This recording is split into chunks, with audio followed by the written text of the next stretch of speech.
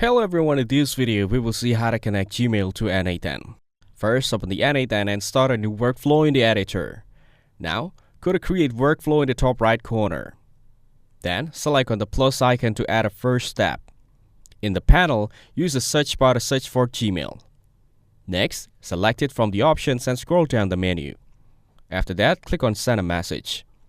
Here, enter the required parameters and click on the Credential to Connect field. Next, click Create New Credential to give details. Here, you can add your service accounts and then sign in with your Google account. Following that, choose your Google account and select the permissions to access. Now, continue to sign in to N8N. Your Google account will be connected to N8N.